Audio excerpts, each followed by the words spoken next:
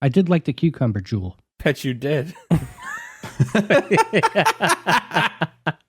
zucchini one's pretty good too. Skibbity.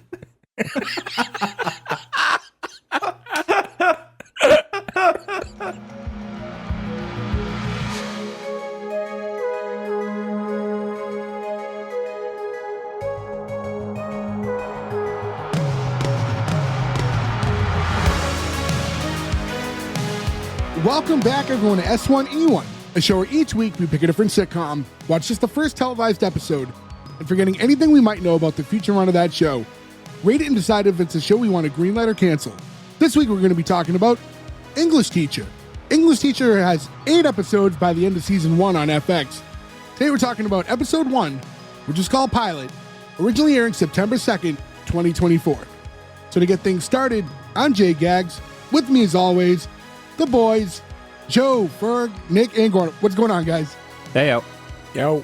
I can't raise a baby. I work in tech. Yeah, welcome back, guys. It's the 4th and final week for back to school month. For all of the month of September, we did all school-related shows.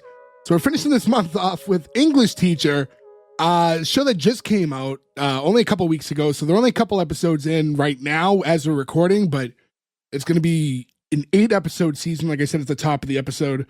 This one's on FX.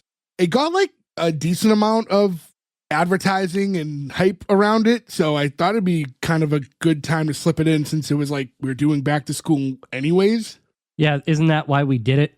Because we saw the advertising? Yeah, we had something else in. Like this wasn't originally going to be a show we covered this month. And then, I don't know, it seemed like it like is in line to be a big show. Time will tell. Like, or at least I think we replaced the wrong show, though. Who knows? Well, we have time will tell. You know what's interesting too is because like I think it's just because of like the binging culture now. I don't, even with shows that I'm interested in seeing, I don't typically go out and watch the first episode the night it's released or even the first week. I kind of like to let at least a few go and at least binge those to get a better feel for the show instead of one episode and then waiting a week, because it's just so uncommon now to have to wait. Yeah, watching things on broadcast is just so... Yeah, with the ability to binge, so it's just like... You can't do that, though, because the internet spoils everything. Even if you don't want to, there'll just be... You open Facebook or Instagram and boom. Yeah, I don't think the show is like that big that it's going to get spoiled. Yeah, like I don't know what your guys' algorithms are, but I don't think spoilers for English Teacher are popping up a ton on mine currently. Well, it's tough. I think when we first talked about it, it looked like it was one of those shows that could be the show everyone's watching. It also looked like a sitcom. Yes, it looked like AP Bio. This is not a sitcom, flat out, though. Not at all. Nope. That's no judgment on the show, but it is a judgment on what we do. It's a comedy drama. A dramedy, if you will. If you will. If you will. We argued that Dave wasn't a sitcom, and I think Dave is closer to a sitcom than this is. It's in the same realm, though. It's whenever you do these single camera shows, too, they don't come off the same. Also FX, too, right? I didn't even think of that. I will say, though, it feels more like there's like an actual point. When he gets the dodgeball to the head, I feel like it starts trying to be a sitcom from there on out, and it feels much more in that vein for the rest of the episode. But up to that point, I didn't really feel that way at all. Yeah, before that, it just feels like a Judd Apatow movie. Yeah, it feels like one of the not super funny, like not saying that's against this show, but like, you know, you watch like This Is 40, we were like, this is very heavy, and then if there's some laughs every once in a while, because it's more of a drama, right? Like, that's not an indictment on this show. It just, we thought it was going to be more of a sitcom. Oh, for sure. Yeah, I mean, not much else to say other than early ratings now, because again, we're only a few episodes in at the time of the recording, but IMDb has the series right now to 7.0. Rotten Tomatoes has critics with a 97%, audience score 82, so it is getting pretty good reception. That's pretty high. They paid their Rotten Tomato fees. Well, audience score is high too, though. And if you don't want to watch it on FX conventionally, it is streaming on Hulu as well, so you can catch episodes on Hulu. That's so weird. Like, who watches it on FX if you can just watch it on Hulu? I think a lot of people don't pay for any of the streaming services, right? By the way, I didn't know. Okay, so I'm sure you all saw that Hulu's going up to like $19 a month. And I was like, holy shit. Sorry, without ads. I do the without ads. And I was like, damn, that's a lot of money. And I was like, what is it now? This must be like a jump. It was $17.99 a month. I was like, I had no idea I was paying almost $20 a month for Hulu. Weird, because I heard rumors Hulu was going away. I heard like they were gonna just merge it with Disney Plus. I hear that all the time about all of them, but Dulu. I've been clinging on to years ago. There was a deal where you can get free Hulu if you had Spotify. It was like a promotion that lasted like a couple months. So I have that. It's with the ads, but it's free. So I'm going to keep it. I as had long that as I too, can. and then I upgraded because Hulu's commercials are aggressive. Yep. They're not as bad as Tubi, but they're pretty aggressive. Well, Tubi's free. That's why there's so many ads. They're making up for the fact that you're not paying. Yeah, you're still paying for commercials on Hulu. I think with something like that, they should do a giant ad at the beginning and a giant ad at the end. Yeah, but they know people are just going to skip it. So, like... No, they make them unskippable now. No, I mean, like, they're just going to not watch it. Well, I also don't watch it when it's in the middle of the show. Yeah. So the show starts with the main character, Evan, waking up and he's like getting ready in the morning to the song Maniac. And you see him like working out, grading papers, he's showering. I actually thought like the intro was giving me a little bit of a American Psycho vibe at first when he was working out. I was like, what kind of show is this? They got the font and the song, and then I do like that he does do the Flashdance hair flip back when he's in the shower. The Just water. cuts to a threesome of it with him flexing in the mirror. Oh, I thought you were going to say his pour over coffee. Is there a lot of pour over coffee in American Psycho? I don't remember that. He hasn't seen that either. There's no way Gordon saw American Psycho. I have seen that, actually. I have seen that. I don't remember a lot from it, but I have seen it. I didn't like it. Well, now I know you haven't seen it because it's a great movie. It's not. Very good book as well. I don't read. I said book and Gordo's mind fucking started sputtering. Read a book! You said book and smoke came out of his ears. He's like, well, I'll say the one coffee thing, Gordo, that actually did flag me is when he got to his car, because he's like, What the fuck, you psycho? he has a mug of coffee instead of a travel coffee, and he like And it's spilling. He puts it in his like center console. It spills all over the like car, and he just drives off. And I'm like, And his phone, because he's got his phone down there too, charging. I think that they're just trying to show he's in a rush. Yeah, but it's 2024. Get a tumbler, man. that is like psychotic behavior to bring a mug of coffee into your car like that. I think it was just the coffee he was drinking and then realized at the time and ran out with it. I don't think it was. Yeah, that bugged me. And a lot of this too is like, I feel like we're learning in this short intro about him, like that he has priority issues, right? Because he's grading his papers in the morning. Like he's still spending all this time doing his workout routine. Like if you don't have time to shower and get to school on time, then something has to go. Like you should be grading your papers at night. You got to cut down that workout routine today because you don't have time for it. No, man, you start cutting down your workout or you take a break from it, it is so easy to lapse and not go back to it. You got to work out every morning to make it so you actually still do it. Then you have to wake up on time to do it. You can't go to work late. Good luck telling your boss, I'm sorry. If I start lapsing in my workouts, I'm never going to get back into my full routine. That's not going to work. I'm not saying he has bad time management. I'm just saying he should, I agree with you. He should get up earlier, but he shouldn't cut down the workout because he'll never get back to it. It's ironic because we always did our homework in the morning right before we had to turn it in. Since our teachers do that as well. He's racing off. You see him getting to the school. I don't know if it's a gigantic high school for most people, but It's amazing looking. But it was a massive high school. Those stairs alone? Yeah, he walks in, he looks like he's walking up the ballroom stairs of the Titanic. I was like, that's a fucking high school? I don't know Holy what shit. to believe to be true, because if anything I've learned from television, it's that the West Coast has giant, and like, well, this takes place in Austin. This is awesome. Still pretty But warm. like any like West Coast show, you always saw have like these giant high schools where like they look like college campuses, and we don't have that. Yeah, like outdoor sections and everything. So I spent some time in the South, and I can tell you that like The they deep have south. Deep south. Deep South. Are you guys done? Because I'm going to drop some knowledge on you. No, a lot of schools are done by county. So, like, imagine if all of Suffolk County went to one high school. Right. It would need to be gigantic, and that's what they do down the South. You know what blows my mind? It's not high school, but the fact that our really small town had 2 elementary schools. It's kind of wild, yeah. We grew up in a mile-wide town. And now they don't. Like, Because what they figured out happened. that was wholly Yeah. unnecessary. It made no sense, Also, all the freaks went to the other one. right? Yeah. F the Darren Bull. I know a few people who listen to this who we're friends with who are going to be like, how fucking dare you? When we were in like high Terrible school, sucks. for those listening, we would legit have like Fights. fights, but within our friends. So there was like friendly fighting, but it was like elementary versus elementary school. You know, in middle school, we would do it, and maybe even in high school. And yeah, you get into just legit like aggressive wrestling matches with your friends. Oh, well, we did that. That's not town wide, just us weirdos, but Which means out of nowhere, someone would yell, Willis versus Darren Bull fight. yeah. So he's going up to school. You get that first kind of quick interaction with that other teacher, Gwen, who we'll see a lot more of later. You have like a brief exchange as he's running up and she's running down. And he runs right into his first class of the day. And he's telling everyone, like, good morning, have a seat. And like, as he's talking, he says, Jessica, tell your mom she can't send me emails like that. It's inappropriate. And I was like, what? What kind of email do you think she's sending him? I don't think it's sexual inappropriate. No, it's probably like telling him how to run the curriculum or something like stupid that she's just. I thought it was like a propaganda-ish type of thing. Like, I thought it was boobs. Yeah, me too. I think he's pretty out as gay, though, so I don't think that. Well, they're in the South. Maybe she's trying to turn him around with conversion therapy. well, I'm not. Yeah, and at this point, well, it's super early in the episode. I mean, the fact that he's gay is very prominent throughout the show. Oh, yeah, they don't let you forget.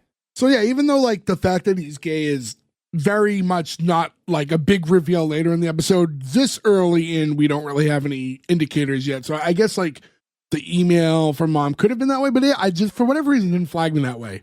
I mean, you just see so much stuff now where there's like school board fights in all these different places now about like everywhere, right? About some people want this book, people don't want this book. Like it's just insanity now. So the idea of a parent emailing anybody about anything at this point, nothing would be surprising, you know?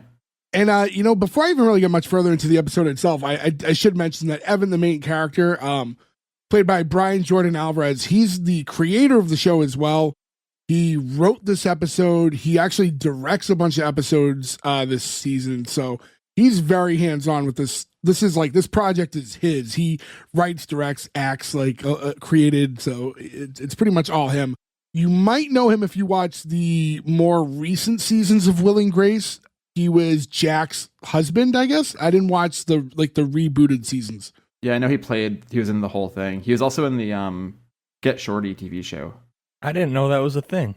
It was on some weird network that like nobody got, like Plex or something. So I never got to see it either. And I love Elmore Leonard, but I've never gotten to see it. But I guess he's one of the main characters of it. Neat. I love Get Shorty. That was one of the Way better than Be Cool. I loved it when they caught that little guy. Oh, Get Shorty. I get it. Yeah. Well, the fact that the Splinter laugh comes out just really makes it so much worse. Alrighty. So now we cut to Evan, and he's with that teacher, Gwen, I mentioned earlier, and they're in the cafeteria grabbing lunch. Right off the bat, like the conversation between the two teachers is like, the kids this year, I feel like they're getting less woke. And I think that was one of the things that they put in the trailer that kind of perked my ears about this show right off the bat, that it was like very aware of like modern times, but like so modern that even woke culture is starting to fizzle out. So it's up to date enough to even see that in this episode of the show. It made me feel like it was going to be a little raunchier, like AP Bio or something. Like, Yeah.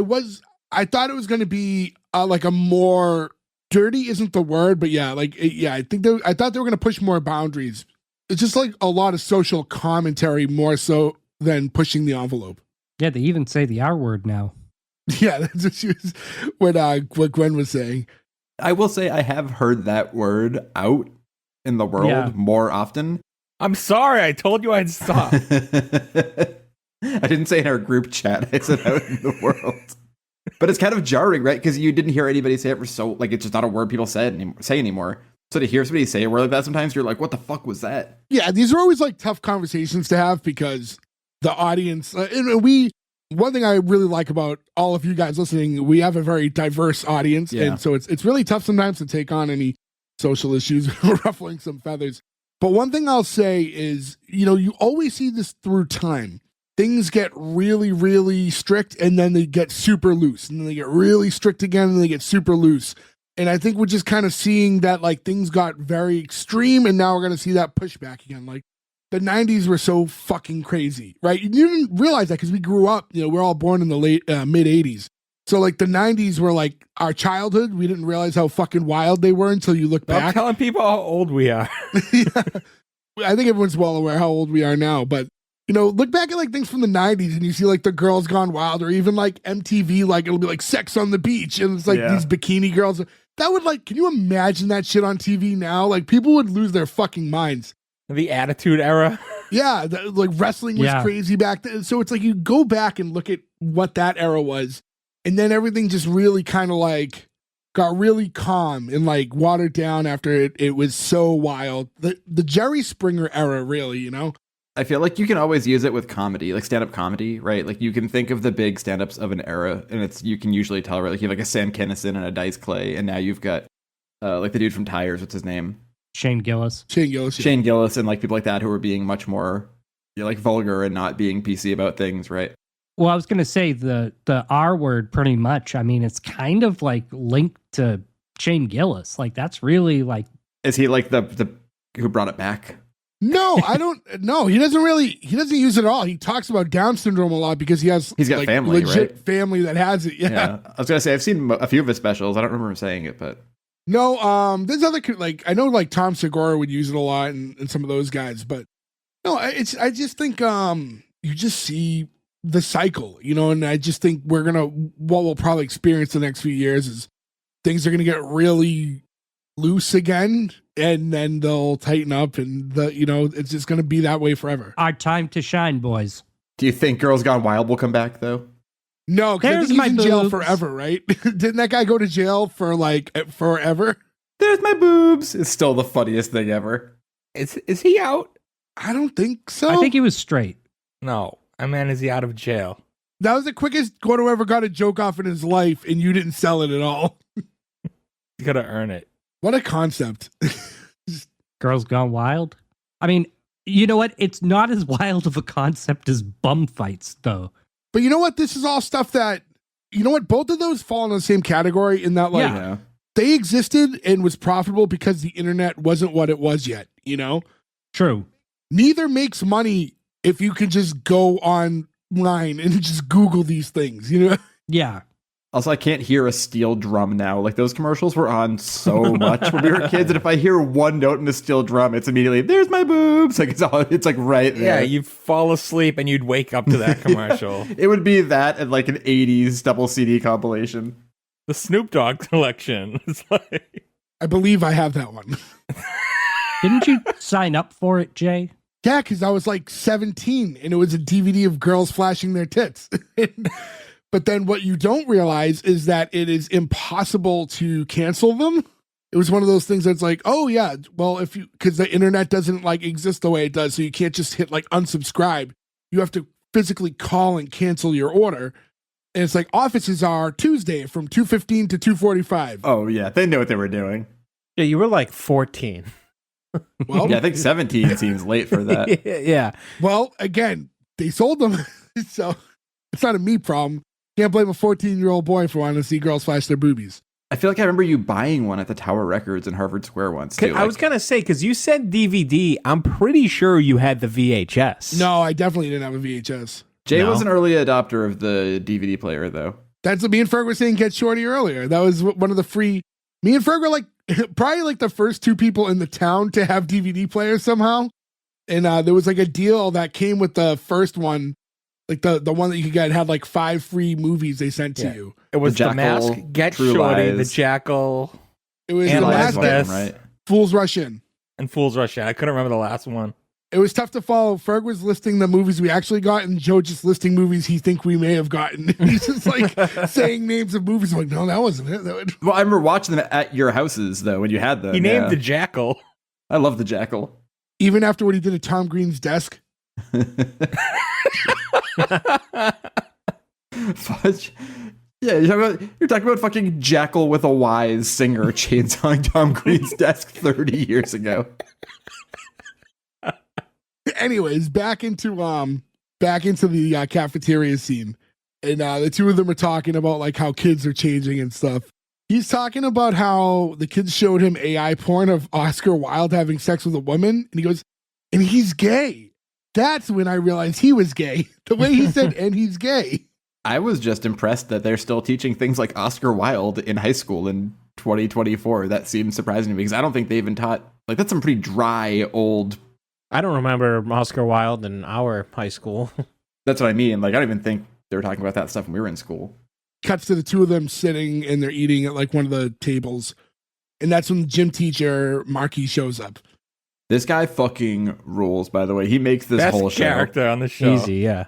Is he the guy from Impractical Jokers? No. Sal? No. No, it is not. Sal? Sounds like of all of them, Q if any of them. I Sorry, would say Q. But no, That's who I also not meant. him. You know who I thought could have played him, who kind of gave me a similar vibe, is Bobby Moynihan. Yeah, Bobby Moynihan for sure. Bobby Moynihan was like has a similar vibe to him. I think Bobby Moynihan, though, has too much of the, like, I'm a goofy everyman to pull off the, like, I don't think it makes sense with the edgier stuff he said. You know what I mean? Yeah, he's kind of like the classic, like, old school guy. I don't know, man. Give him a chance. I love Bobby Moynihan. Me so too. much. I mean, Ever Drunk since, Uncle is one of the funniest things ever. ever since Bro Rape. Why are the police outside? Yeah, I wanted to smell like an axe. He shows up and right off the bat, he's complaining because I guess they're no longer carrying Denty Moore stew in the vending machines. And Ferg lost his goddamn mind at this. I just don't think they should be shitting on Dinty Moore beef stew. That stuff is delicious. They're not. Well, they weren't shitting on it. They were just The basically. very next line was them shitting on it. And he said it's like dog food. Yeah. Well, he says whenever he sees it, which is fair. It gives off similar visuals. I didn't know dog food had giant carrots and potatoes in it. Some do. Some do, yeah. It's usually in a commercial where somebody goes, you keep your dog food in the refrigerator. It's usually one of those commercials. I also looked it up. They do make a gluten-free version of Dinty Moore stew. And I was like, I'm kind of tempted if I see it to try it. I haven't had it in probably 30 years. Next time I food shop, I'm buying it. I probably haven't had it in 30 years either, so I don't know. I'm going to bat for it. It tastes good, but the amount of sodium in those things is just... I don't know if I've ever had it, to be completely honest. I've had canned soups and stuff, but I don't know if I ever bought that specifically. I've definitely had it, yeah. Oh, you never had canned stew? I was very loyal to Campbell's Chunky. Campbell's Chunky soups were like my... Did you eat your go-to. chunky soup? I didn't know there was chicken in this soup. There's my boobs. When I was a kid, it was like the clam chowder, and then there was the steak and potato, and then they had some other one that was... I love their chowder, but their chowder is chowder before you know what good chowder is. Yeah. I also feel like, too, anytime you're like, it's steak in a can, you have to take a little step back and be like, well, maybe not, right? And that's the same thing with beef stew and the soups. Listen, at the end of the day, and I've had many a can of soup over... The idea of any meat that you can eat a year later is like, it's always going to be somewhat questionable. You can thank Clark Griswold for that. He works in preservatives. Yeah, 1 cup of Dinty Moore beef stew is 984 milligrams of sodium. Look at me. Do I look like I give a fuck? Yeah. I got a whole bunch of ramen in there. I'll eat that too. That's way more sodium. That's you know what? That's only if you drink all of the broth. You can get away And with I eating will. just I appreciate you being upfront about it, though. Like, I'm going to drink the broth. I've never liked ramen. Only from restaurants. Like if I do like the Makran ramen, I just dump out most of the water and just make it so that the noodles are moist. Don't say moist. I have seen people use it to just have cheap noodles and then dress them up differently. Like, Yeah. I see that on Instagram all the time now. just instead of this flavor packet, just, put whatever else in. And Yeah.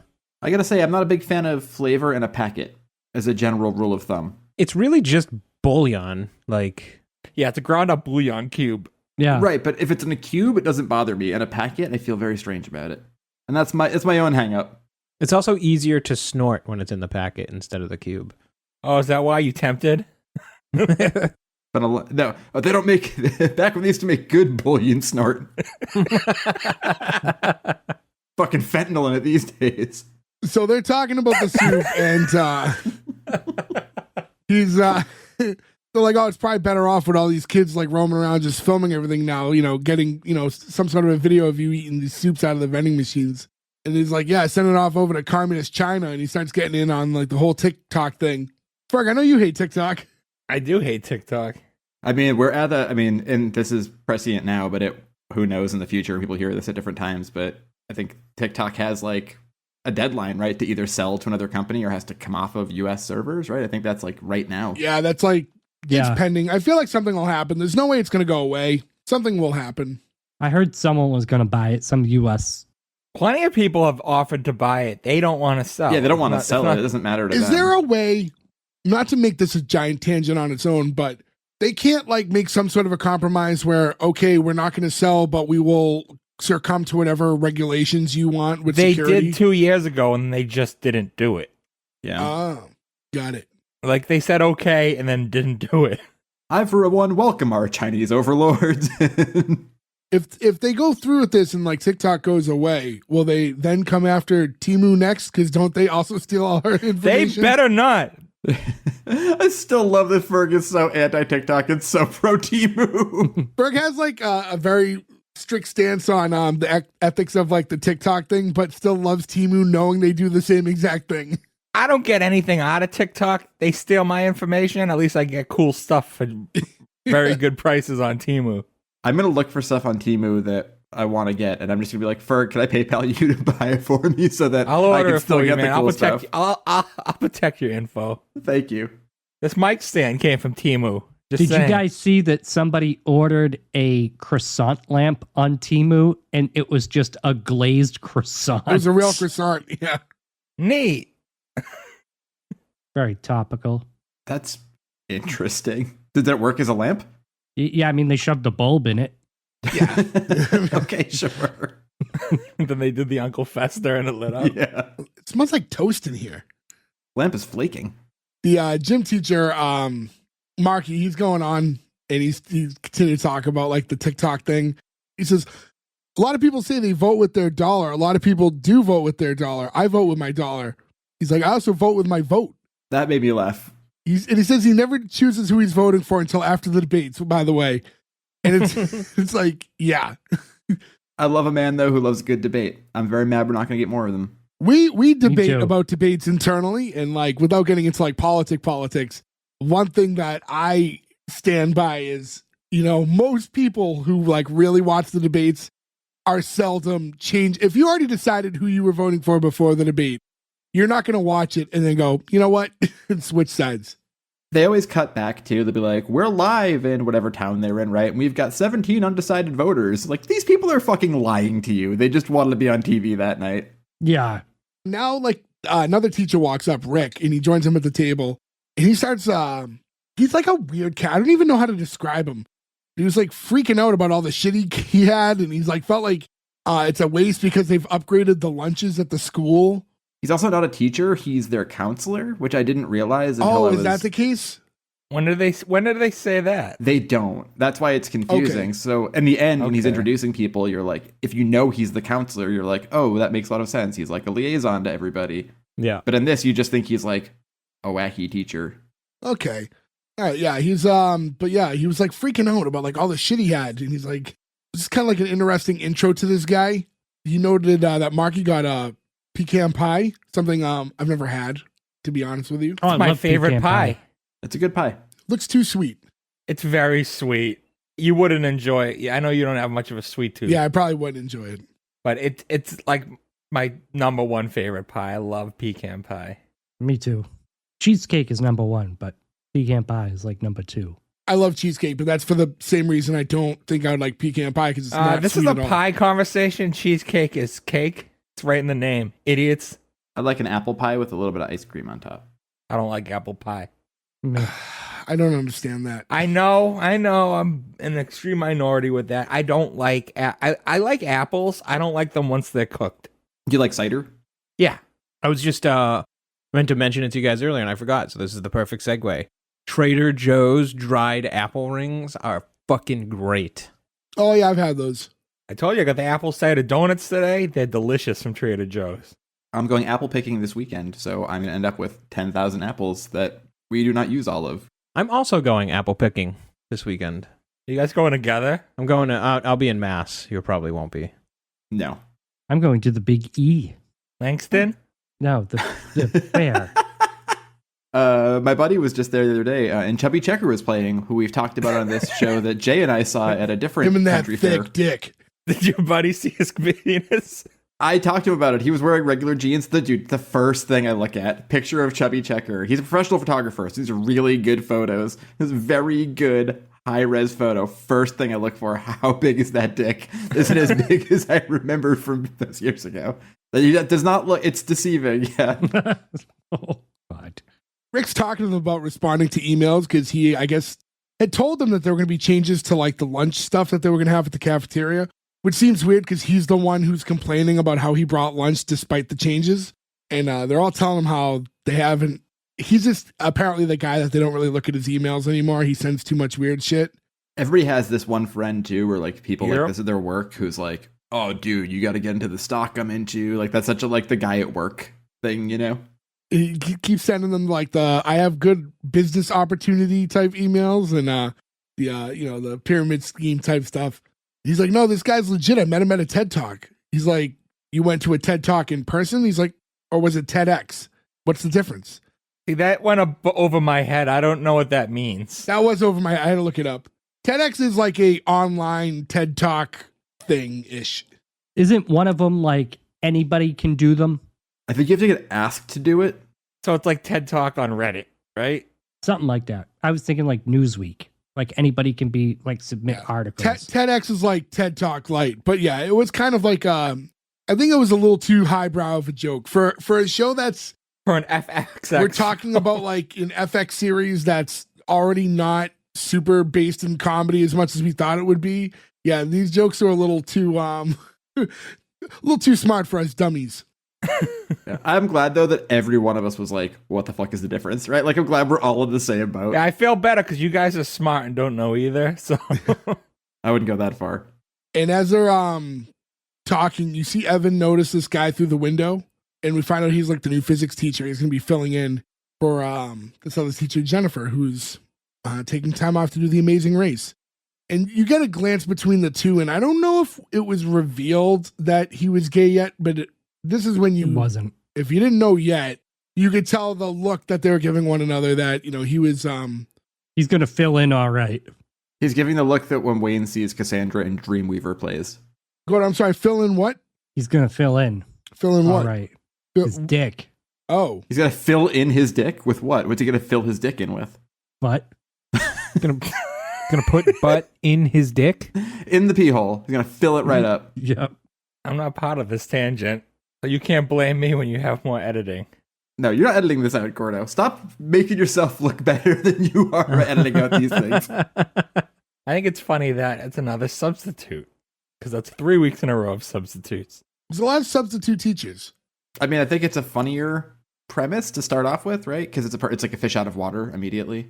Yeah, but in all these cases, they end up being permanent teachers. So it doesn't always have to be they start as a substitute. They could just be the new teacher. Right, the first year Yeah. or whatever, yeah. I wonder if we can ever find a copy of Nick Freno, licensed teacher. I can't remember if he starts as a substitute or if it's his first day. The other one trying to find is the wrestling one inside the ropes or learning the ropes. Learning the ropes.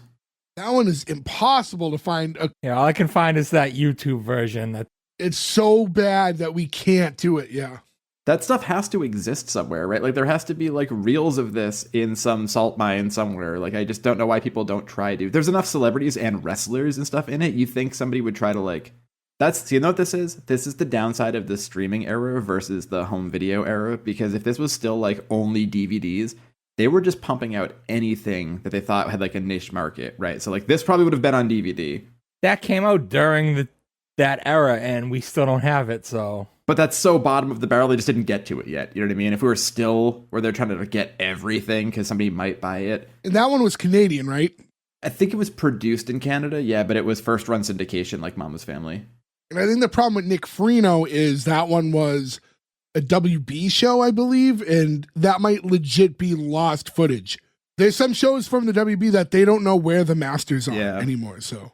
But I've got to feel like all you have to do is find somebody who was on that show, especially somebody if they just did like that show only. They must have like, I had my wife videotape every episode, so we had them at home. You know, like those people probably have copies of it that need to just be like digitized. Well, then we're watching somebody's videotape of it, which is just as bad as what we're able to find. Well, if you have one, can you send it our way? Yes, if you have Nick Freno or Learning the Ropes. Yeah, those are two that we're very much looking for. There's something recently I wanted to do that was too bad as well. Everything you pick is too bad. A couple times, yeah. Soul Man was tough. Soul Man, yeah. No. Somebody actually reached out and said that Soul Man was on Tubi, I believe, though. Oh, really? Huh. That might be findable then now. Over my dead body. You better download it.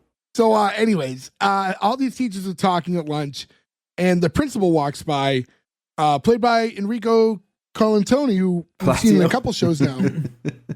We've seen his penis in Party Down. We have seen his penis. And then he was also in, what was the show with Tom Green? Just Shoot Me. No, that we covered. The Trades? The Trades. Trades, yeah. He's in the Trades. And then, yeah, Just Shoot Me is one of those shows that, like, I'm surprised we haven't done yet. So I'm sure. David Spade, who we were just talking about as well. We didn't do Just Shoot Me? No. No. Yeah, I could have sworn we did. You're of everyone, like, yeah, I think you're by far the worst with remembering what shows we've covered and which ones we haven't now. It's because I think we've covered shows like that because I always mix Just Shoot Me up with Spin City. either Spin City or there's a few of them like that. That general time of sitcoms all kind of merged together in my head. Spin City, Yes Dear. David Spade also had Rules of Attraction. Yes. Can we do a Spade month? I don't think there's enough Spade. There might be, though. There might be some pilots it didn't take. We'll look Yeah, into he it. was in the 8 Simple Rules show, right? I don't know if he was in the pilot, though. The pilot, though, we'd have to know, yeah. Wasn't there a David Spade show? I'm sure there is. I'm sure. Conversation for another day. We got some stuff to go through here. There's the King of Queens and then the Ace of Spades. Principal walks by, says, Evan, can I see you in my office real quick? He's like, yeah, I'd like now. So he's like, all right. And as he walks off, you see this kid vaping. He's doing the Ferg where he thinks that you could vape public. Ferg's literally vaping as I say this. When Ferg tries to vape, Ferg gets off on vaping where he's not supposed to, by the way. If there's a no vaping sign, there's 100% chance Ferg is going to try to That's a vape in a challenge. sneaky way. Like blowing it down your shirt. Blowing it down his shirt, and then you just have smoke coming out of his like neck and armholes. Like, They think you got electrocuted somehow and you're smoking. Yeah. Do you vape on planes? Yeah. Really? How? I just keep it in my lungs until it goes away. That's gotta be so bad for you. I just zen on the planes. Zens make me so sick. Luckily, you really I've hit it before on the plane, but you can't really because as soon as they pressurize the cabin, it forces all the fluid through the vape and it gets everywhere. So I empty them out. So anything I get is just residual that was still on the coil. Huh. I just always have disposables. With the big vapes you guys use too, like those make those giant clouds. That must be hard to cover that, right? no one's really. Well, I stopped vaping years ago, but those things like are less and less used nowadays. Yeah, you don't see a giant mod anymore. Yeah, people really went the way of disposable, which is great for the environment. They went to the way of the small enough to hide in your hand. Yeah, when I Yeah. when I stopped, like 4 years ago or something like that, I stopped using those giant ones. But the ones I used were like the size of the disposables almost, but they were like individual use ones. I just used the Juul thing because it's like the smoking replacement after quitting smoking last year. And every time I go into the vape store and it's just a bunch of people buying like all the fancy ones, and I'm like, can I have the one that's supposed to be like a cigarette? I'm like, did they just make fun of me the second I walk out of there? Yes. Nah, they don't. No, those guys could give a shit. But I get like the candy flavored ones now. that's how I was. I like the fun flavors. So Yeah, that's what made me what kept stop going. using Juul is because they banned the flavors. So I had to go back to the mods. I did like the cucumber jewel. Bet you did. You beat me to it. The zucchini one's pretty good too. Skibbity.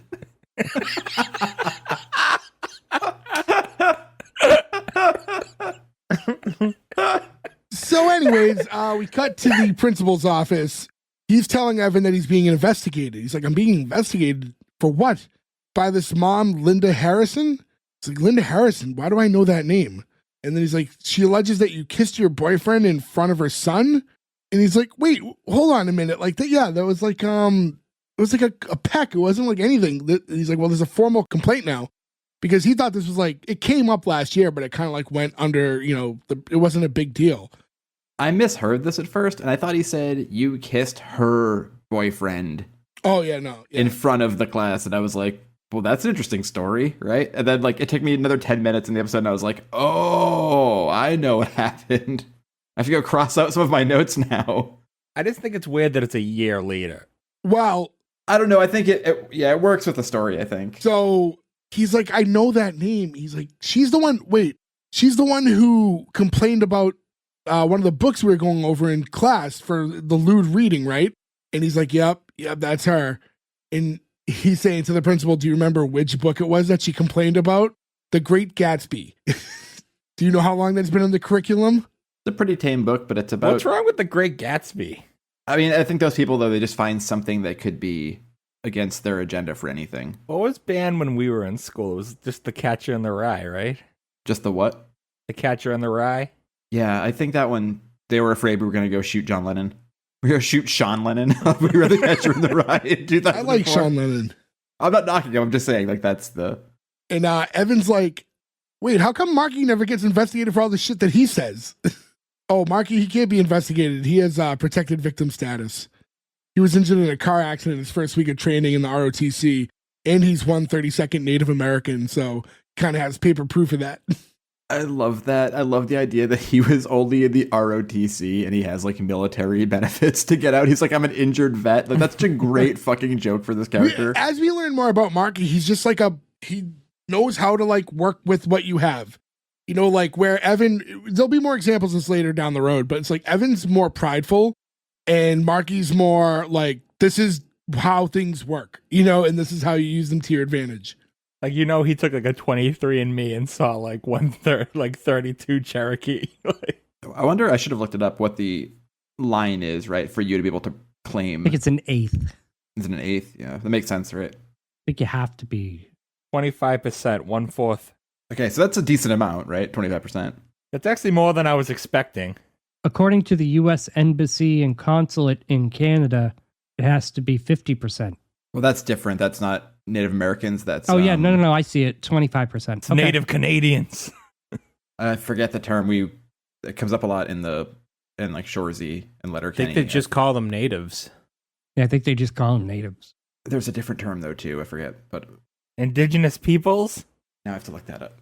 So, he's going over this whole thing. He's like, this is all homophobic, by the way. Like, this is like insane that like there's a whole investigation just because I kissed my boyfriend. Because I mean, in reality, if any other teacher kissed their girlfriend or if a girl teacher kissed their boyfriend, like this would never actually come up. It's like a PDA thing, like you're being sexually inappropriate. First Nations. I agree, but I also go with don't shit where you eat. Oh, you shouldn't be dating a coworker. Yep. Sure. I mean but that's a whole separate incident, right? No, I know. That's why I'm saying I agree that it wouldn't be an issue with a straight couple or anything like that. But I also don't think you should, like I said, don't shit where you eat. Don't dip your pen in the company ink. I think like when we were in school, like there was a couple times where there'd be teachers that were together and you were kind of like, it was almost like played into being like a fun storyline, like when you knew like two teachers were together. Yeah. I think it's like any other job though. If you don't cross any weird lines or anything.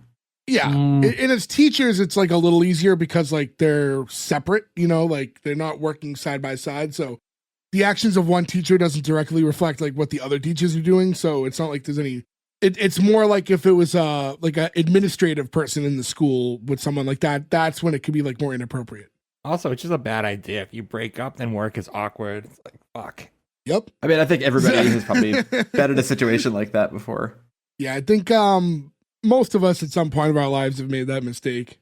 But I will say I met my wife at work. So sometimes it works out. Sometimes it works out. Until she divorces me. But for now, it has worked out. It's going to be tough meeting your next wife at work, working remote. So. And I'll say it to my next wife, too. Angela. So they start doing like a walk and talk from the office and they're kind of going down the hallway. He's like, so what am I supposed to do? He's like, I don't know. He's like, you could do whatever you want. If you want to hand in your resignation letter, you could work at a restaurant or something. You could do a short film with your friends.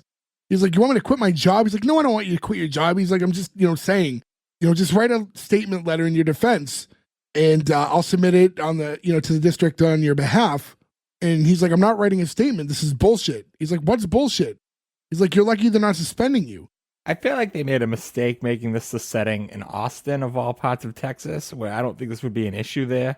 Probably less of an issue. Austin is definitely the most liberal part of Texas, but it's still Texas. So, I mean, I'm sure there's still a little bleed through. You could have done plenty worse areas of Texas. But they also say that they're in the suburbs, not in the city. They just live in Austin. Yeah, Austin's pretty big. Yeah, it is. It's huge. But I agree with Ferg. If this was in the middle of nowhere in like a dusty desert town, and because he has that whole thing later where he's like, I want to make a difference and not be in a big city. Like, that does make more sense if you're sure. But I'll also say, I don't think there's any city in the world that's 100% free of homophobia either, so. Oh, of course not. No. And then in this case, it's just like, he just wants him to write a statement, but Evan's already on this like stance where like, well, I don't think I should. And it's like, regardless of how you feel, like, do I think should he have to write a statement? Probably not. But at that point, like, just write the statement, like it might not elevate. But like, if you make things difficult, like that's when the stuff at work gets so complicated. Again, though, I feel like we're all guilty of that too. Everybody at their job at one point has taken a stand. For sure, not on anything as important as this, right? For no reason. I've definitely done it and been like, that was stupid. In hindsight, I probably should have put my head down and kept going. I think if they really wanted to push it, they should have had a couple at the school, a straight couple, and be like, why don't they ever get in trouble? Like someone directly to point at? Yeah.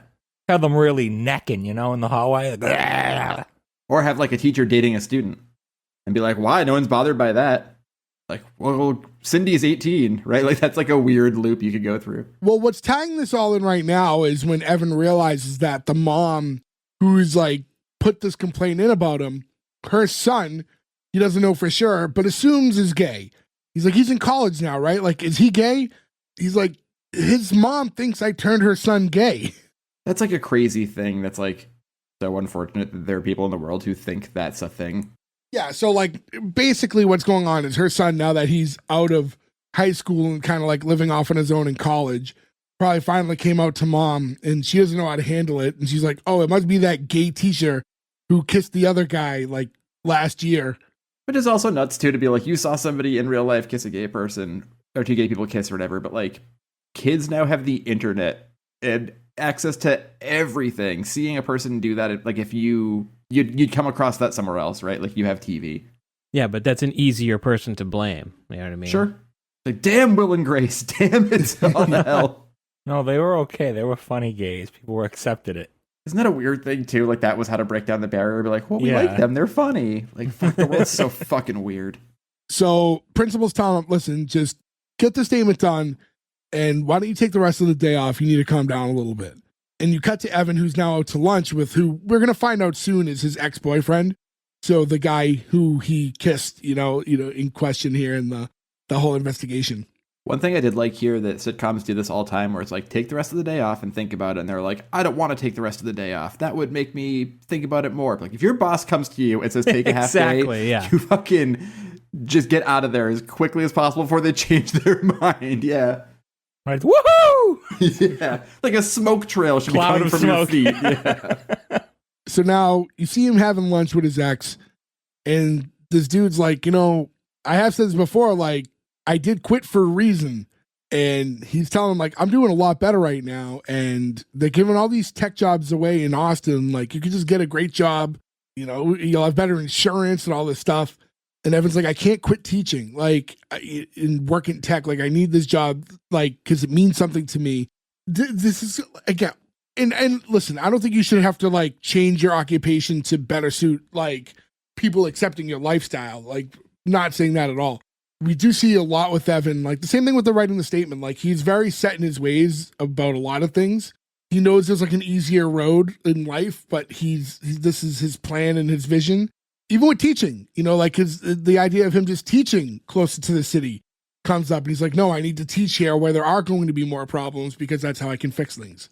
I think his ex-boyfriend is being a little selfish too, of just being like, just get a tech job, make a bunch of money. Like, I get that 1,000%, but like the world needs good teachers and like we shouldn't be discouraging people from not wanting to do that. You know what I mean? Sure, but he does also recommend at one point, like, the idea of him teaching elsewhere, just to, like, get away from this area. Yeah, but if he don't fight it and he goes to teaches elsewhere, that reputation follows him. So you put up a fight so it doesn't. Clear your name. Yeah. Well, and he's going on about how he can't just, like, avoid, the area. It's where he's best needed and all this stuff. So as these guys continue to talk, you can see that it's getting a little bit more flirty between the two as well. Because they're, like, bringing up the past a little, and it's like, you always act like I broke up with you, but I didn't break up with you. It's like, no, we broke up with each other. And it was like, so when, like, all these things are like. Well, he brings up that he fears commitment. Right. I think he says that, yeah. And the ex is saying how, mentions at one point that he's not going, like, back anywhere near that school. Doesn't want to get involved in anything. Evan's like, oh, well, on that note, if you're open to it, I would be down to hang out today at your place. He's like, oh, okay, wow. Because, I am supposed to take the rest of the day off.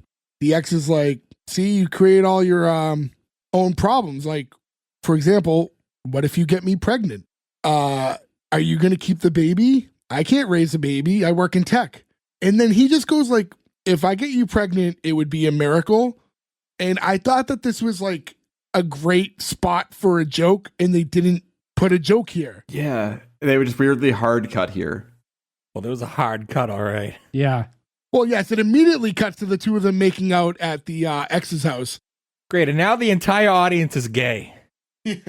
Now we've all been gayed because we've witnessed this kiss. We've witnessed two men kiss. But I just think, I don't know. We've talked about like whether or not this is a sitcom, and obviously there's more of a comedic drama.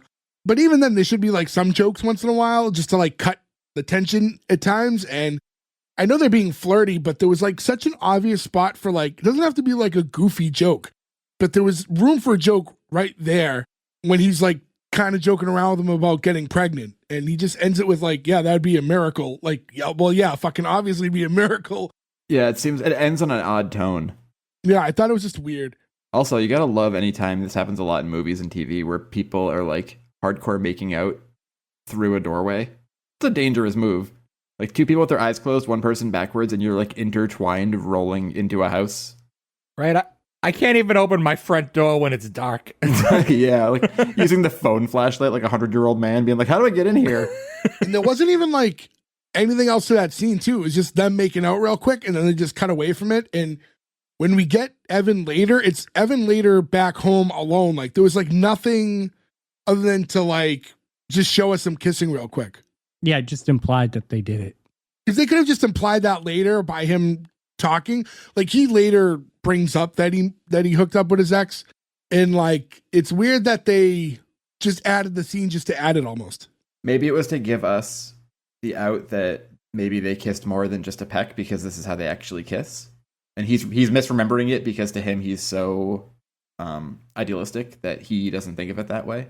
Yeah, I don't know. I just thought this whole area is a little, not to pick up the show apart too much, but like with this guy, Brian Jordan Alvarez, who created and plays Evan and everything. I just think like he had a very specific vision of everything, and I have a feeling he didn't let enough people contribute ideas and maybe punch things up a little bit. And I don't know, I felt like the tone was off a few times in this episode. I will say though, I feel like it's not even the tone is off. I feel like the tone just completely shifts in a few minutes. Yeah.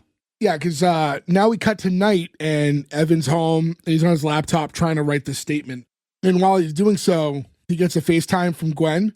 I like when he's like, hello. She goes, what are you doing, you little gay guy? See, this is the first time I literally said, we get it, he's gay. Like, yeah. You don't need to start a conversation. They do really that drive way. it in, yeah.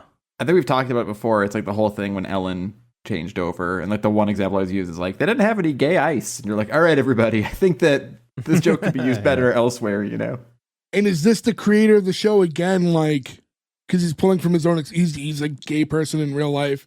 And is he, I don't know, is that too much of the focus at this point? I don't think it's too much of the focus. I just think it's being hammered in places it doesn't need to be as much. Yeah, it's like the two main plot points of the story are really like his past relationship turning into this investigation. And now we catch, there's that new teacher who we see him glancing at.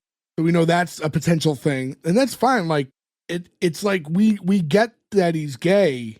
And I think it just becomes too much of the conversation every line. Like in real life, It just becomes his full identity. He's not a fleshed out character. Exactly. Like it's just his whole thing is I am Evan. I am the gay teacher.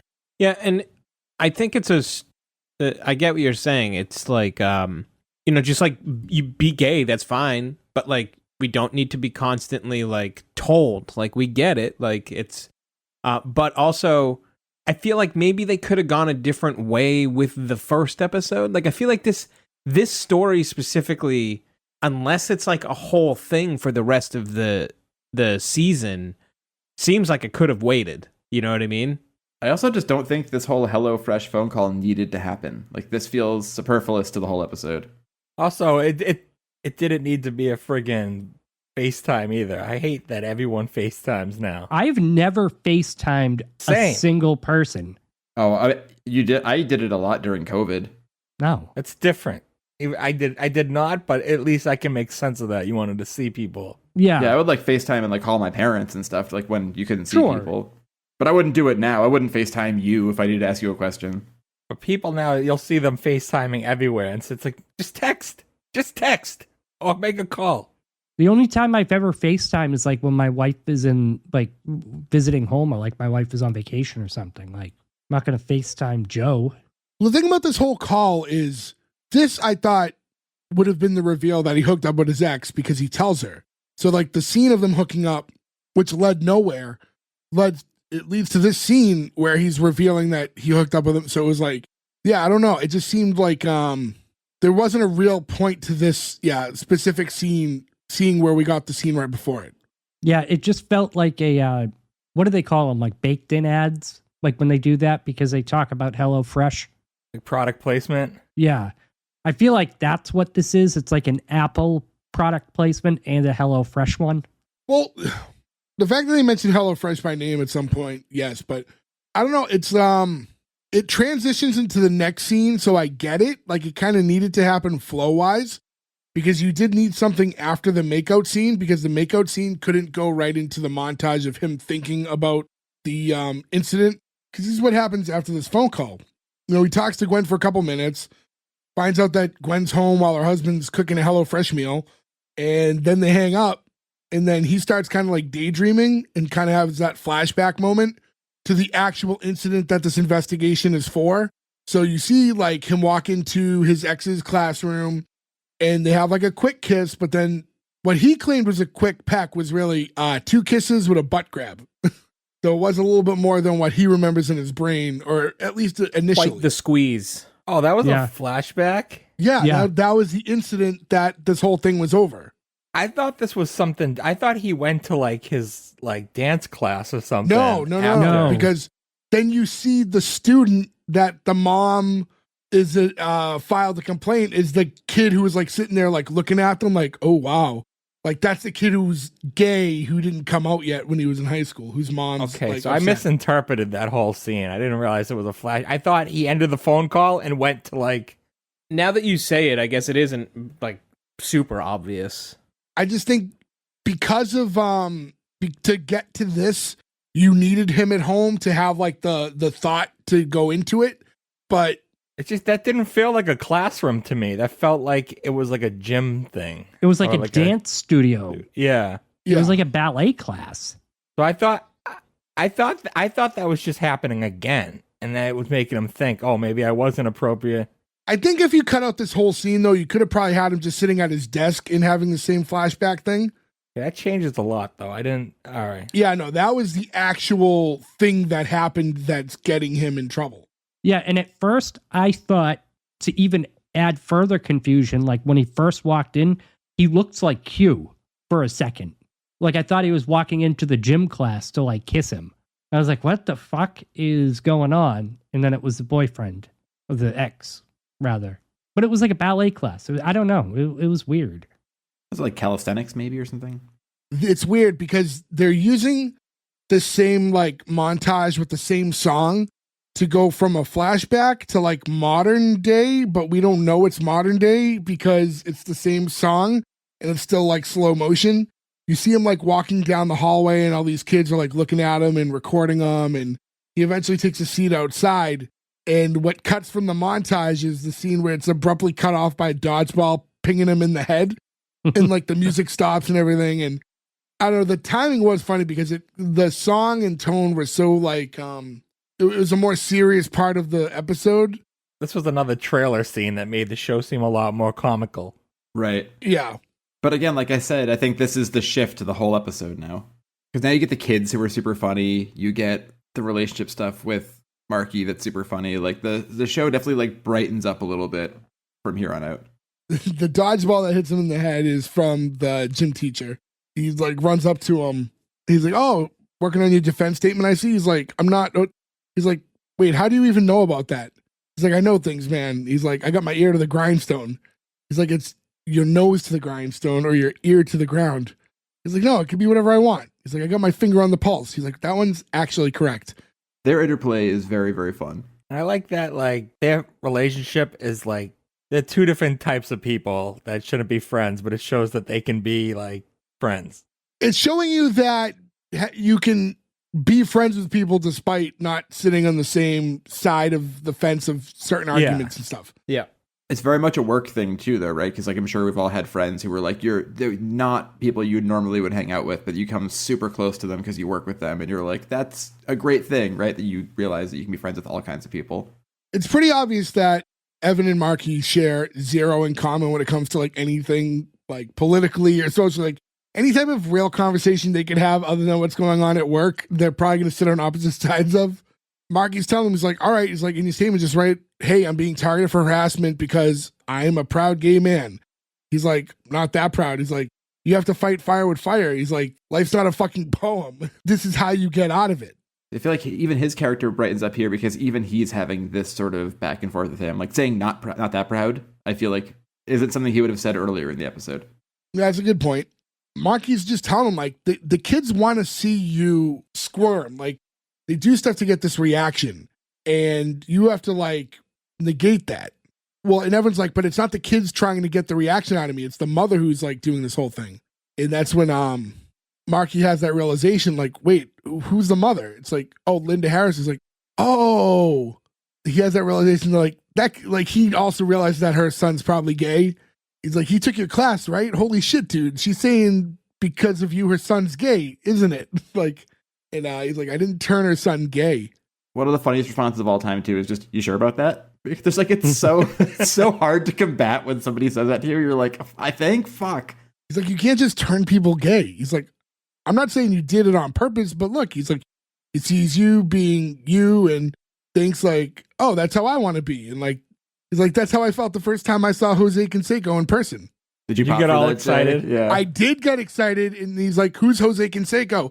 And I thought Marky was going to go on this big thing about Jose Canseco, and it gets cut off immediately, and so I got left with fucking Canseco blue balls.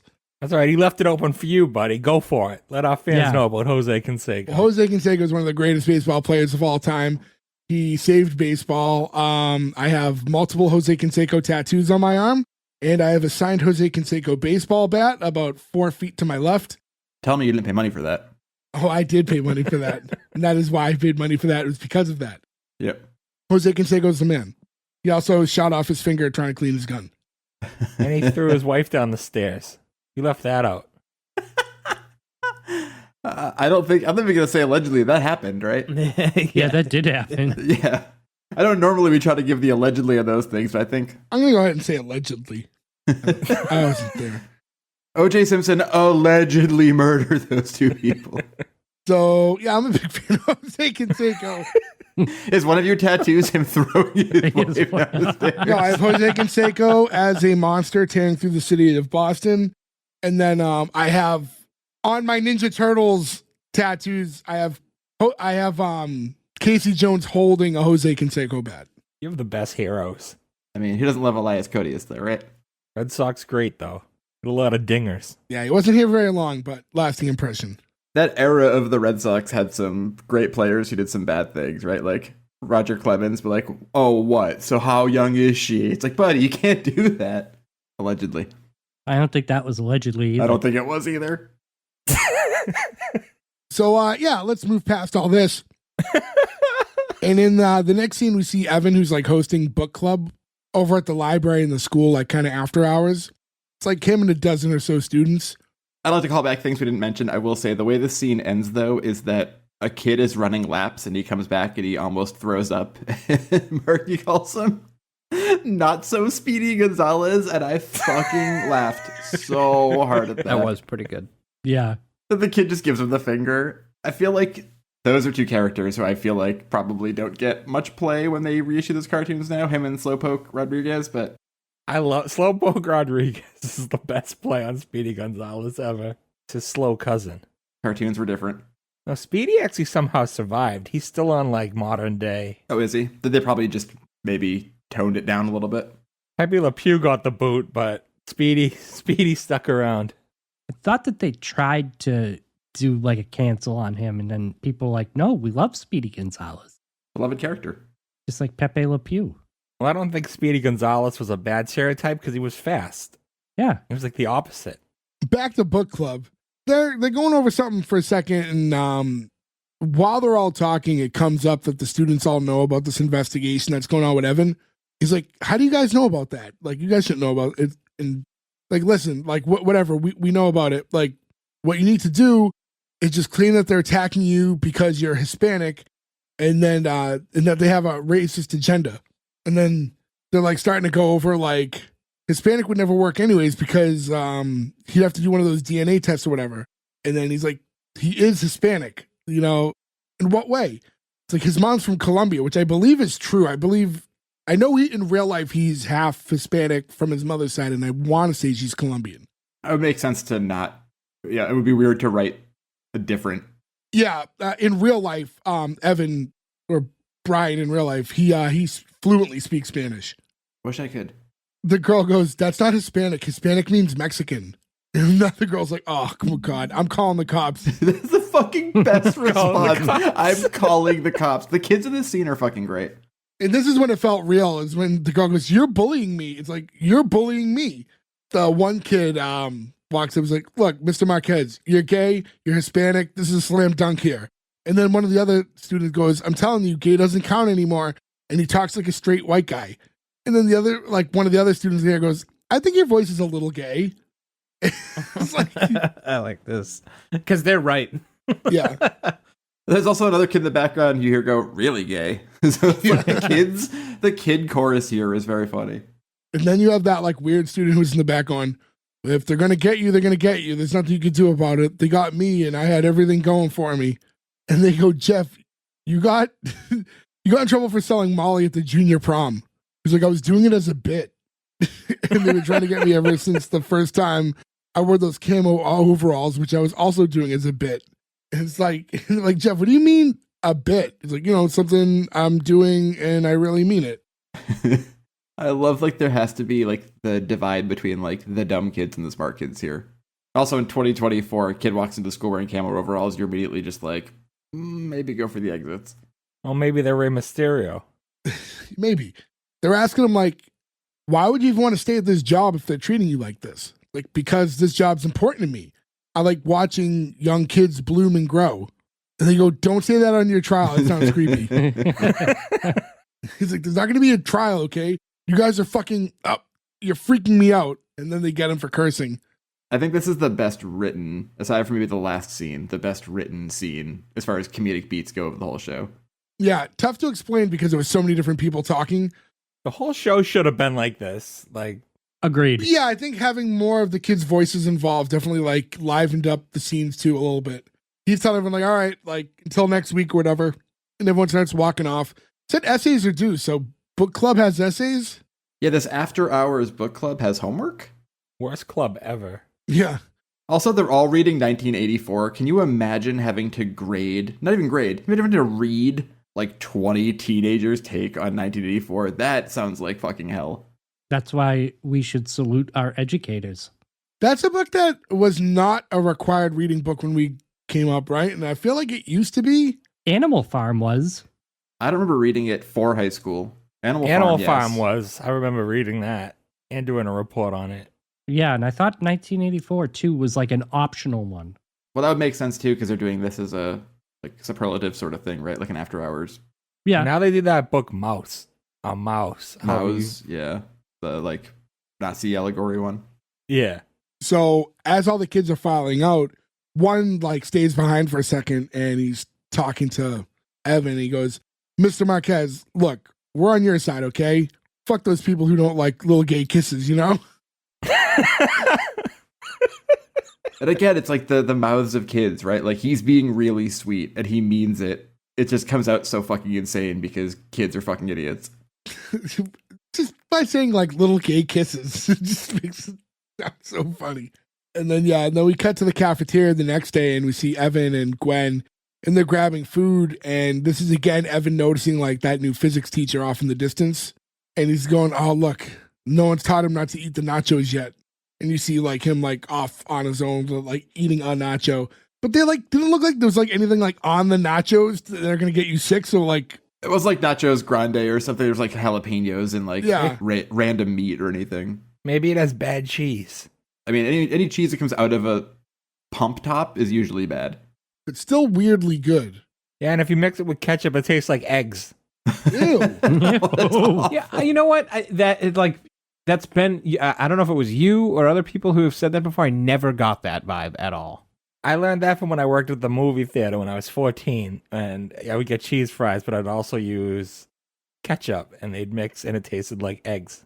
So to this day, do you like fry up some eggs, make some chips, and put them all together? To this day, I don't eat stuff with that kind of cheese. Yeah, that's the proper answer, I guess. Yeah. I just don't mix it with ketchup. But I love ketchup. Well, I love ketchup too, Ferg. I'm with you. I like ketchup. I wouldn't say I like ketchup. It sounds like you don't like ketchup, Jay. No, why you hate ketchup so much, you ass? Well, if I'm going to have nachos, I'd rather have Mustard? pumped cheese on it instead of ketchup. I was talking cheese fries. I never had. Who put ketchup on nachos? I don't need to put ketchup on cheese fries. If you haven't like ketchup and like, you ever like cheese and bacon on your fries, like they're fine as is. The only acceptable interaction between pump cheese and ketchup I can see is on a hot dog. Fuddruckers fries. That's a good call. No, ketchup on a hot dog is for fucking serial killers. I do that.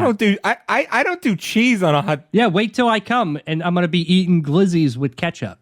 I'm literally going to throw out the ketchup before you come over, so you can't have it. I'm gonna bring my own pocket, and then ketchup. we'll throw that one out. Oh, pocket ketchup. If you throw out all the ketchup, so help me God, I'll throw bread at you. Yeah, Joe, you're getting a big French bread. Can Pepe Le Pew bring it? That's where he's been. He's been baking French bread in my kitchen. Just picture Joe throwing Gordo's home brought ketchup into the next yard. In a Ziploc baggie. Your neighbor starts shooting at you. Yeah. My ketchup. There'll be multiple kinds of ketchup, don't worry. Catsup or ketchup? So anyways, that scene ends with another exchanging of looks between Evan and that new teacher. Definitely a more flirty look than I think the first time that he saw him too. Also, the other teacher is like, oh, there's a bone in it, and spits out her wrap, and it looks like she's spitting out guacamole. Yeah. It was a vegetable wrap. It was a green wrap. Yeah. Oh, okay. The wrap was green. Okay. We cut to Evan and now he's walking down a hallway and Marky spots him and he's trying to like catch up to him. So he starts running after him and he goes, hey, Fruit Loop, Fruit Loop. He's like, you can't call me Fruit Loop. He's like, come on, man. it's just the name of a cereal, buddy. He's like, why don't you call me Cheerios? He's like, because there's nothing gay about Cheerios. I did not expect one of the better that exchanges, line. I think, of the whole episode. It is, but he also could have said, all right, well, that's fine, Fruity Pebbles. Why? Could have did that. Because it's also gay sounding if he's using Fruit Loop. I would say in this instance, it's kind of interesting to me because we talked about like the tone of the show and like the way Evan. Count Cocula would be the way to go for it, right? Okay. It's Halloween time. It's in the stores now. No, we're not in the stores. So we talked a lot about Brian Jordan Alvarez and his writing and how a lot of the tone of the show feels a little off at times, or kind of like the addressing of the gay character in a way that wasn't like gay becomes his whole personality, kind of becomes the takeover of the show. But then you look at a character like Marky and you go, how did he write this character so well? Like, this is definitely has to be a direct pull from like someone he knows. Yeah, like this is based on a friend. This is like the George Costanza type scenario. Because like the tone of this character is very accurate. Like, you know this guy. I mean, it could be, not totally attributed to the writing. It could just be the actor just killing it, Yeah, there could be a lot of ad-libbing here, too. He's a comedian as well. Yeah. He could have given him a husk of a character and he filled it out. I don't know. This show doesn't scream ad-lib to me. No, but there are some shows, though, where they'll give one person, right? If you get like a really funny, quick comic and they know their character, like give them a few lines to just say stuff and play off it. And if something works, you can go with it.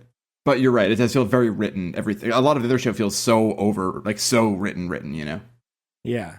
So we find out the reason that Marky was chasing after Evan is because he needs him to do a favor and he wants him to talk to his class about what non-binary means.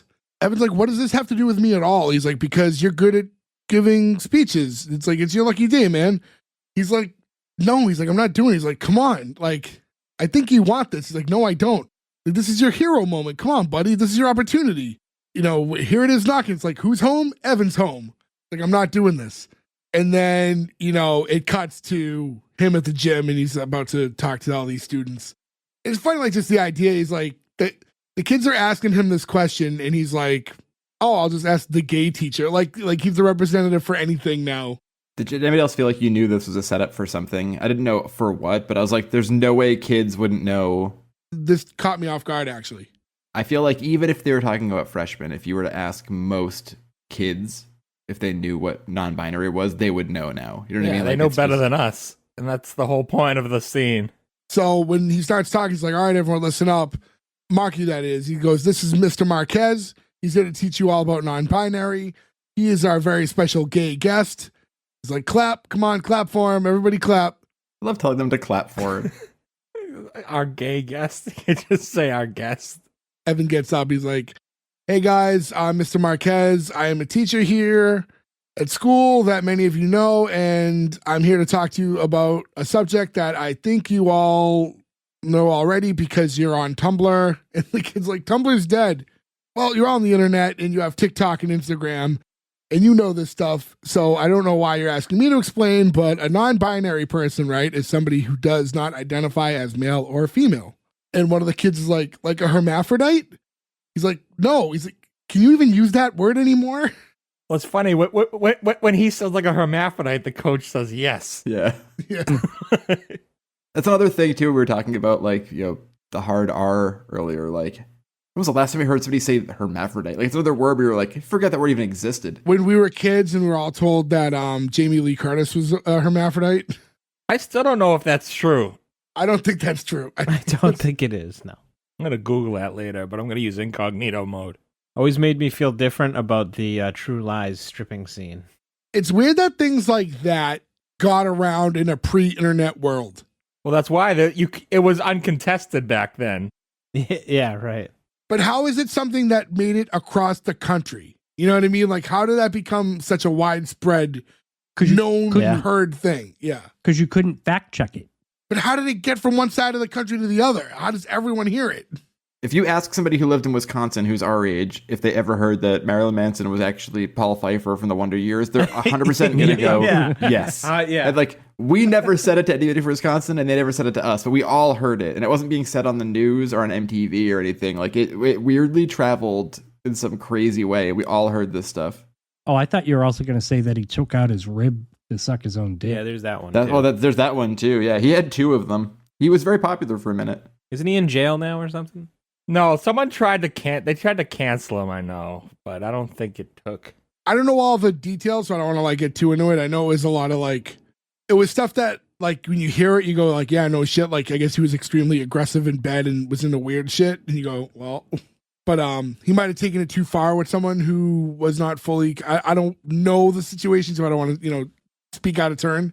As far as the word hermaphrodite goes, and now that I've said it multiple times on this podcast, is that something that you're not supposed to say? I don't know. I know it got phased out, but I don't think it got phased out for the reasons that other things have. I think it's just disused now. I think it's just that's an old term. Yeah, it's an archaic term. Well, I mean, the technical term, according to Google, of a hermaphrodite is an organism that has both male and female sex organs. So it's just wrong, unless that's actually the specific biology of a person. Were there ever like documented cases of that actually existing? Yeah, Like at birth? probably. Well, you can't say yeah and then say probably. It's like, I'm 1,000% probably sure. I mean, the term didn't come out of nowhere. It has to. There has to have been documented cases. I'm sure it's not a high number, but I'm sure there's like a person that was born. Like you get people born with like heads in the back of their heads. Yeah, I mean, there's conjoined twins. There's people who are born without limbs, with extra limbs. I mean, it's. there's I a think dude just who was the- born with 2 dicks. Yeah, girl born with 2 vaginas. Did they meet each other? Because I feel like if not, I know the perfect couple. I saw the double vagina girl recently that something came up. Yeah, Did it come up after searching for double vagina girl? No, I forget what it was. And not incognito. I know. Just hit D on his browser and see what comes up. I wouldn't go anywhere near that computer if I were you. That will make you what they call legally an accomplice, I believe. You'll get spammed just for being near his computer. I'll have you know that if you go on my phone and you press D, the first thing that comes up is discogs.com. I was going to check mine, and I automatically knew that was just what it was going to be, so no need. Dickhogs.com. Oh, no. It was a brewery. Somehow I don't doubt that. It's true. I mean, Dick Hogs? no, when I typed in DO. Anyways, they're going through all this situation. It's like, I still don't understand why I'm explaining this to you. And then one of the kids like, you've been set up. Like, we've been recording you this entire time. See, like, because this was supposed to be Marky, who they knew would say something bad. So they were just going to record him. But, like, for what? To get him in trouble? Because, like, you knew he was going to say something out of turn, you know? This would probably get him fired if he said what he was probably going to say and they put it on the internet. That would probably cause a huge problem, I imagine. Yeah, it seemed kind of fucked up. Like, it was, like, very mean-spirited. Like, the whole idea of, like, I get kids that are trying to record viral moments and stuff like that. And then they got someone who gave a correct answer, so they can't really do anything too damning with that video footage. But when they asked Marky originally to explain this to them in class, the idea is that he's going to say something that he would say, and then you're going to post it and just try to make his life hell. Like, because I don't know if does he have a bad rapport with the students, or do they just not realize how damning that is? I think it's just kids don't understand. I mean, I think there's a problem with kids and phones in general for all sorts of stuff, right? Because you don't think you realize that stuff lasts forever, right? Because they've just always had it. We sound so fucking old in these conversations. Yeah. Yep. I mean, when we were kids, it was parents just don't understand. Now the kids don't. Oh, back when we had the good Will Smith. Like Willie. So Evan's telling him, like, please, like, don't film your teachers doing things. Like, don't film me. Like, I don't need this on the internet. Like, just don't put it on anything. And then, like, one of the students is like, I feel attacked right now. It's like, you feel what? I feel attacked right now. It's like, I feel attacked. I thought that was another really good... Again, I think the writing just totally changes in the back half of this episode, but that is such a funny thing. Like, kids are so shitty, right? And so self-centered that they would feel attacked in this moment and not this poor guy who's going through this. And they really have the kid buzzwords down. And they know that, like, kids know that, like, they have these, like, get out of jail free terms now. Yeah, I don't think we had anything you could just say like that and have it be, all right, everybody walk away. Yeah. We came from a less sensitive time. And not to sound like old people or whatever, and, like, however you want to feel about that one way or another. But it really was just, you know, we talked about how different the 90s were and stuff. And when we were kids growing up in the 90s, it was just very different. And then we were in high school, you know, 2000 and 2004. So things were changing in the early 2000s, but not drastically yet. No, that was way later. Now we cut to Evan, who's heading over to the principal's office. And he's like, I got your statement. You know, he's like, he finally finished it. He's been working on it for days. And the principal's like, what's this in regards to? He's like, the investigation. Like, he's like, oh, I'm sorry. I forgot to tell you, like, that's over. He's like, what the fuck are you talking about? Like, the mom dropped the whole case. The whole thing's done. Like, what? Like, yeah, Marky talked to her. Marky talked to her? Yeah, I guess they're close. I don't know. He said something to her, and she like got rid of the whole thing. We talked about this in one of the episodes this month, back to school month too, that like principles, right? They're so extended that it totally makes sense he would have forgotten to mention this to him. I mean, you look at the size of this school, where like, oh, this dude's got to do so much in this giant school. Because he was busy hanging out in the smart kid class trying to prep for their competition. Yes. Yeah. Like, whatever you do, don't start a Nickelodeon show. One thing that he does tell Evan, though, is the only thing from the board, though, this is all closed and done, but you are now forbidden from dating anybody in the school. Immediately, it's like, that's the setup. It's like, oh, come on. Because he's like, that won't be a problem, right? He's like, no, not at all. But we've already seen him exchanging looks with this dude like twice already in the episode. Like, what will the next 7 episodes be about? I do like, though, that he makes the principal read his note anyway, just because he put so much time in it. And he just says Gestapo is a capital G usually, and then shreds it. Like, that's such a great fucking moment. And then after that, Evan finds Marky, and he's like, you talked to the mom? That's incredible. He's like, dude, don't sweat it. He's like, I've known Loudmouth Harrison for years. We used to call her Bassmouth. You know, you want to get a hook in there, don't you? I'm just going to start using Bassmouth. I love that. And he's saying, no, this is phenomenal. Like, I'm feeling so much relief. He's like, yeah, don't worry about it. Like, you help me, I help you. And he's like, well, what did you say to her? He's like, I walked in the country club where she frequents, caught a few martinis in, and said, hey, back off or I'm going to tell everyone that your son is gay. He's like, you what? Well, Evan's telling him you can't fight homophobia with homophobia. He goes, you have to work with the tools that we have. I'm just saying, I get Evan's point at this time, but he just comes off as very ungrateful, and it pissed me off. Yeah. Yeah. And Marky comes off as such a great friend. Well, no, he also feeds it to Evan right here. Well, this is Evan again, just he wants things to be a specific way. He has these viewpoints of how things should be and like this the poetry behind it. But sometimes it's not about all that. Sometimes it's about like just like handling a situation and moving on. Yeah, he kept him around to fight the better fight, not win the battle. He won the war by But being he wants around. this like big poetic moment that, you know, everyone will take note of. And sometimes it's just not the reality of a situation. Yeah, because doesn't Marky say it like this point, like, hey, it's like you're on the football field and you're down on the 4th down and you got your 4th and 1. And sometimes I gave you a new set of downs. No, he tells him he does a quarterback sneak to get a new set of downs. Yeah, exactly. Yeah, so it sounds like Joe trying to explain football, but yeah. I was just going to say, Gordon, you sound like me trying to explain football. So, but what he's telling him was like, yeah, sometimes it's not, basically what that analogy meant was, sometimes it's not about like the fucking Hail Mary. You're just trying to like get that next set of downs, basically live to see another day. So, you know, you do what you got to do to like just get through the situation and then you move forward. And I also love how he's just like, this entire time he's just playing Nintendo Switch. Yeah, Like, he's just holding the Switch. When he goes to shake his head later, he waits to pause it. That's a fucking great move. Yeah. And he tells him, now that we got that new set of downs, you could go stand behind a bent over dude again. But his character like doesn't allow him to not also throw a joke like that into it. He's like, I saved your job, man. He's like, because you're a friend. Like, that's what friends do. We help each other out. And if that's not part of your fucking code, then I don't know what else to say to you, dude. Evan at this point realizes that he has a point, you know?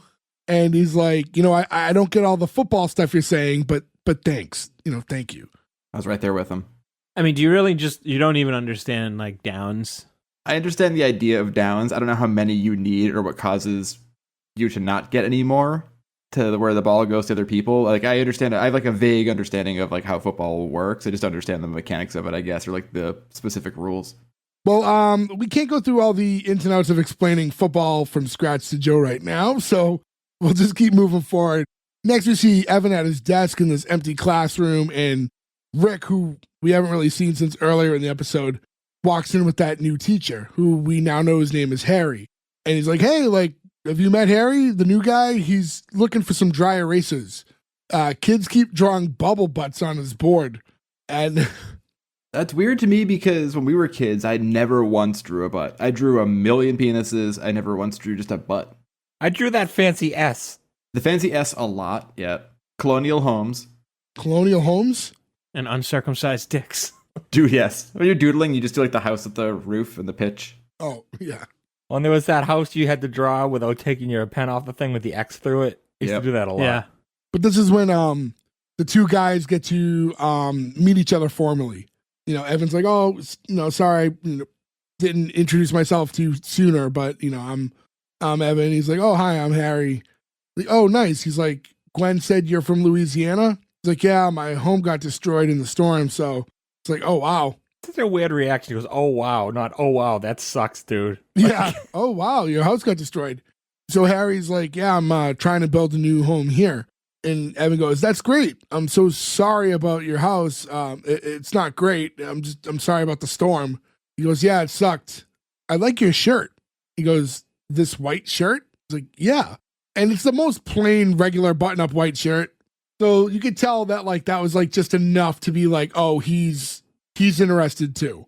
One thing my brain immediately knew it was wrong, but he was like, my house got destroyed in the storm. And I was like, I know he probably means like Hurricane Ida or something, like one of the big Category 4 ones that hit Louisiana recently. You thought Katrina? I thought Katrina. In my head, he was like the end of Kung Fu. He's been roaming school to school for 20 years since Katrina, being like, I've got to find a new home. It's like, man, this poor guy, he's probably like 11 at the most, right, when Hurricane Katrina happened. So I don't know. Yeah, so that was my brain. We immediately went to whatever he's been doing this whole time. I must have been drifting a little by the end where I was like making a whole new series in my head. I think that the scene needed a little more at the very end other than this little flirty moment. Like there needed to be something to remind the viewer that he can't date within the faculty again. Like the principal needed to pop his head in right after that. Like after they just say that thing, he just needed to pop his head in the classroom door and just say something to him real quick. I don't think so, because like we said, they keep like hitting and he's gay, he's gay, he's gay. Not everything needs to be said 100 times. So I don't think that needs to be said again when it was 2 scenes ago. It was the scene before. Yeah, it was 2 scenes ago. It's not like I didn't forget. I immediately said, don't you dare. I just thought it was a weird way to end. So I think like it would have ended a little bit better if like the principal just popped his head in right after that and went, hey, and don't forget like so-and-so's at 3:00 today, and then leaves. Just to see his face. If it actually was a sitcom, that's probably how they would have ended it. But because this sort of doesn't have to have those sort of constraints, I feel like you can leave it on more of a, I don't know, it's kind of a flat ending, I think, but like open ending. That open, yeah, for the next. But I think too, like Nick was saying earlier, right? We've mentioned it a bunch. Like we live in an era now where most people are going to be watching the next episode within 8 seconds of the end of the first one. So you kind of don't have to have those buttons on the end of shows anymore. You kind of just need to have the button on the end of the season. Yeah, it makes sense. I thought there was something in the end credit scenes, and there wasn't. They do that on shows. Not often. No, because I have missed some before I didn't know. We missed it on Todd Margaret. That's true. Also, update to that. I bought the first season of Todd Margaret because I thought that episode was so funny. And I bought it on Amazon. And every time I would try to get to, every episode has like the little stinger thing at the end. And I'm watching it with my wife. And I'm like, you have to see this end scene. It's so funny. And it just immediately skips the next episode. And you have to go back. Fucking go forward. At the end, I was like, the cat's dead. The food's everywhere. There's crows. Just fucking can't do this. Like, I just lost it. You just need to turn off autoplay for like the time you're watching it. It's like in your settings. But then I'd be upset when I want it. Right. Yeah, in any event, that was the end of the episode. I don't have a lot of information on the show. It's so new, so there's not like a lot to say about it yet. One thing I will say, the main character here says he knows nothing about football, but that's not true because he was an 80 for Brady. That is true, which I still haven't watched. I'd like to. I can pretty much guarantee on my life I will never, ever see that movie. I'll probably eventually watch it. I saw the second half of it. It was on after something else. When I flipped to the channel, it was on. Joe, it's a bunch of 80-year-olds. Yeah, that show screams you, Joe. I'm shocked. It does, Movies, actually, yeah. Show. It seems like something you would like. I don't know. My immense dislike of Tom Brady makes me not want to see that movie. What's wrong with you?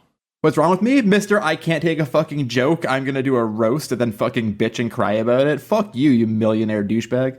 Respect. Boom. This movie came out before the roast. I mean, I didn't like him to begin with anyway because he's just some football asshole. I don't know. What do you want from me? I only like one football player. The only football player that matters. O.J. Simpson. What if Tom Brady killed his wife? Would then? Okay, so we've definitely hit our point where it's best to get into the green light or cancel. So I'm gonna go in the order I see you guys in. Joe, starting with you. This one is so tough because I feel constricted by our format because I really don't feel like this show is a sitcom. I liked it. I laughed at a lot of this. I think the second half of it was much better than the first. But that said, I think I want to watch another episode of it. Like, I like these characters. I like this story. I am interested to see where it goes. I can't fault it for not being a sitcom. It never said it was. It just ended up in a place where that's what we do. I got some really good laughs out of it. I think Marky is a very funny character, and I just want to see more of him. So I'm going to greenlight this one. Berg. I'll never cancel a show for not being a sitcom, but I will cancel one for tricking me into thinking it was a sitcom. So fuck this show. No, but for real, it does get a cancel for me. I didn't like the show tonally, how it swapped back and forth. I thought it needed to be a lot funnier from start to finish, especially dealing with these subjects. It should have been a little funnier. I would love a spinoff for the gym teacher because he's awesome. I like the second half a lot more than the first half, and I think if maybe the entire show was like the second half, I may have passed it. So it's a cancel, but it's like right on the line cancel. You know what? I'll switch it up. I'll just jump in the middle here and I'll do mine. For me, I'm going to go ahead and give it the green light. I like the show. I do think it definitely lacked in some jokes, but I'm trying to, we keep saying, like, let's separate, because they didn't outwardly say, hey, this is a sitcom, this is a sitcom. So to watch it and just for what it is, I thought it really nailed like a more modern, like, student, like they felt real. I liked Marky's character a lot. I think Evan needs to get a little more fleshed out, especially as the main character. But I thought like the things that were being discussed in the way they were approaching them, I really did like. I think it's kind of refreshing. It's kind of the first show I feel like kind of that's nailing this part of where society is that I've seen, like as far as the newer shows go. Yeah, I found it pretty interesting. So I think I'm going to just go ahead and give it the green light. Nick. On the cast alone, this show gets a green light. I love this cast. It's really hard to imagine that there is not more enjoyable content with this cast. I kind of agree with Ferg on the tone. It is a strange tone, and I don't know if that's because we were expecting a sitcom and didn't get one, or if just in general we're ignoring that. I think it still does have a weird tone. I feel like they're trying to shoehorn, topical controversy into the show, and it doesn't need to be there. Like, you can be a funny, entertaining show without that. And I hope that's not the path that they take, where they're just going to keep wedging that stuff in there. Aside from that, like, I don't know. I really like the main character's great. The supporting cast is great. And I do think it has some good potential. So yeah, it's kind of an easy green light. Gordo. Yeah, I am with Ferg here. It's not a sitcom, but I did like the second half more than I liked the first half. But I'm not canceling it because it's not a sitcom. I'm canceling it because I don't like the main character. I just don't like him. I thought he was bland. Didn't show me any redeeming, likable qualities. I like the gym teacher. If it was a show about the gym teacher, it would be a green light. But I just don't like the main character's holier than thou attitude. And yeah, I just, not my thing. So I'm canceling it. So yeah, with all that in mind, that is 3 out of 5. So not sorry. Congratulations to English teacher. You do get the green light. Want to thank all of you guys for listening. Everyone who's listened to the entirety of our back to school month. Be sure to go to S1E1pod.com. That's where you can find all the links to where to listen to us. Please, wherever you do, try to give us a 5-star rating or whatever you can. Leave a review. That stuff helps us a lot with the algorithm. And if you have a few extra bucks and want to help us out and buy a t-shirt off our merch site, we would appreciate that as well. And if you do so, please send us a picture. And we'd love to see you guys just embracing and enjoying our stuff. So thank you very much. We'll catch you again next week for the start of our Spooky Dookie. So thank you all, and we'll catch you next week. Thanks. Bye. I think we got the best cucumber vape. It's good. You should try it.